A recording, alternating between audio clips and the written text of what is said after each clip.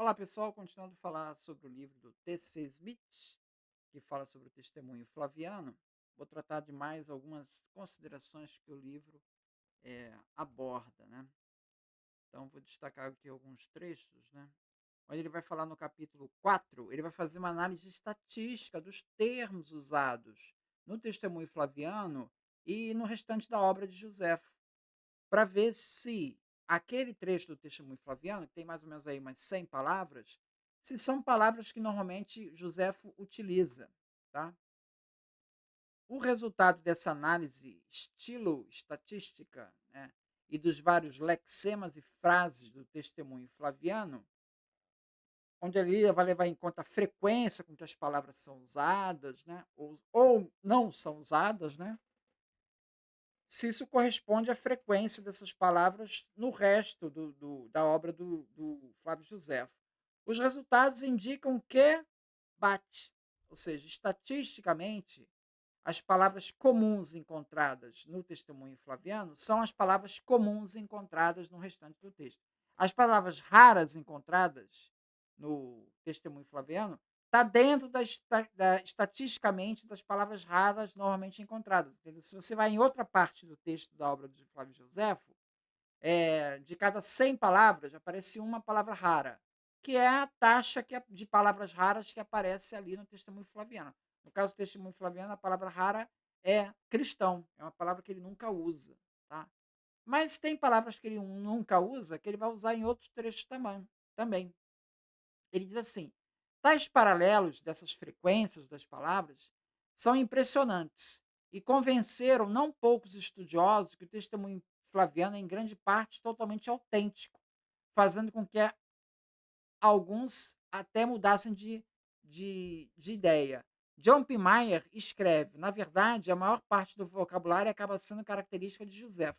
Então, veja, essa análise estatística, ela está sendo feita ali pelo T.C. Smith, mas outros já fizeram também. Tá? O John P. Meyer, ele vai se basear na obra do Thackeray. Thackeray, ele escreve, cara, volumes inteiros, onde analisa todas as palavras usadas pelo Flávio Josefo e a frequência delas, tá? Eu não sei se na época do Thackeray tinha computador para fazer isso, porque, cara, é um trabalho gigantesco, né? O Thackeray, ele afirma o seguinte, ele era cético. Ele diz assim: depois dessa pesquisa, fui levada a abandonar minha crença de que todo testemunho flaviano é uma interpolação cristã.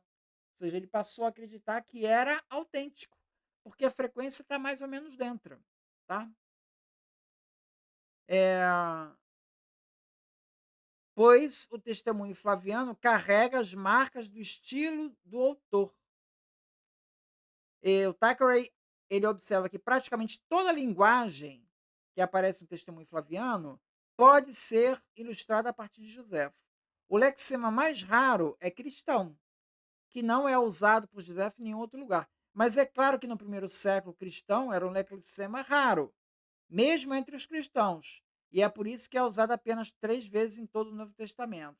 E ali ele vai se referir a Atos 11, 26, a Atos 26, 28 e a 1 Pedro 4, 16. Ou seja, mesmo entre os cristãos, o termo cristão ele é raro. Né? Em Atos é interessante que ali se diz onde foi usado pela primeira vez.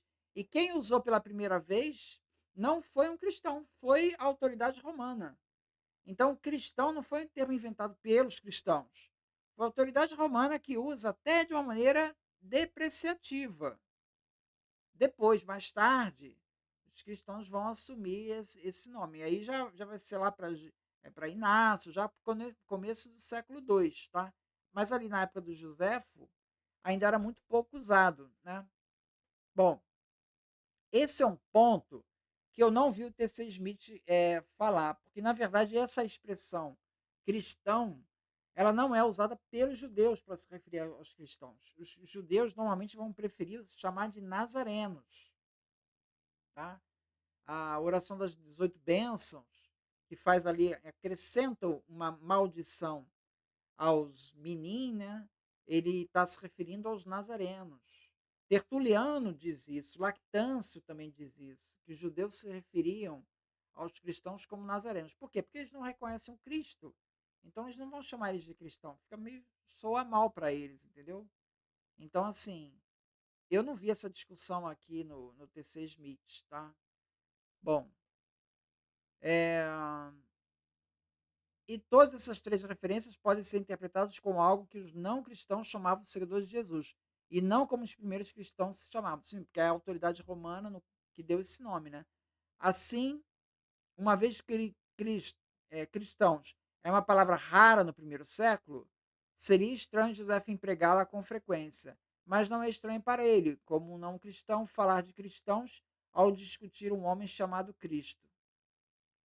É questionável, porque sendo judeu, ele chamaria ele de Nazareno, não de cristãos.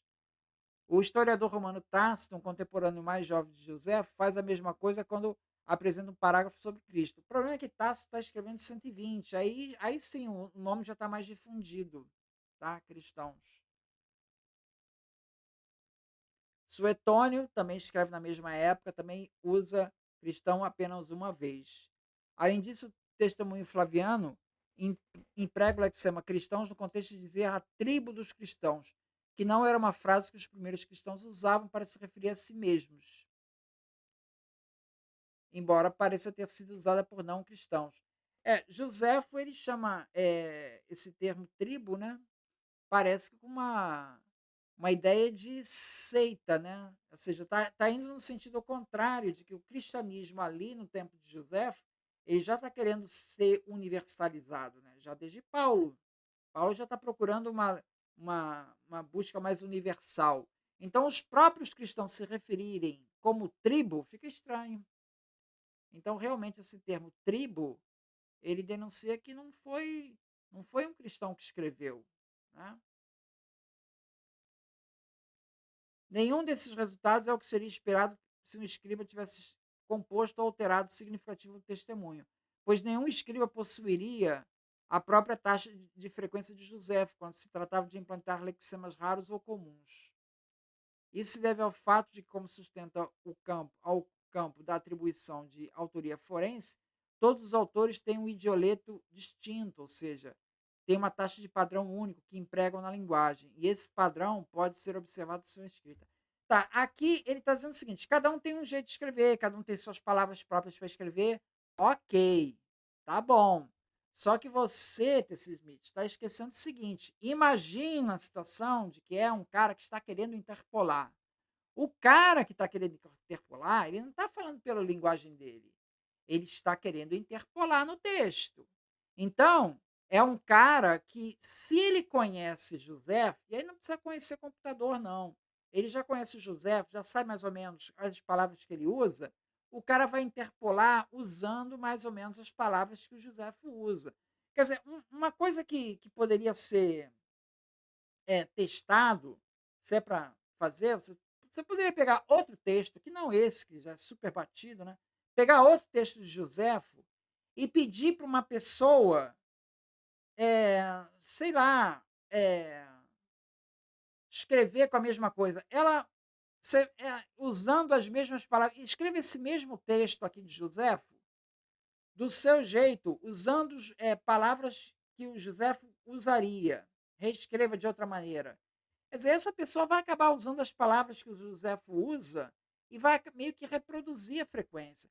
Um interpolador, ele não estaria escrevendo pelo estilo do interpolador. Ele estaria tentando emular o estilo do Joséfo. Então, essas frequências estarem parecidas, tá? Não é um argumento muito convincente para dizer que não foi interpolação. Porque o interpolador, ele seria um cara que conhecia o estilo de José e ele já meio que tentaria imitá-lo. Então, é isso que o T.C. Smith ele não considera. Quer dizer, esse argumento das frequências relativas, não é muito, não achei muito convincente, tá?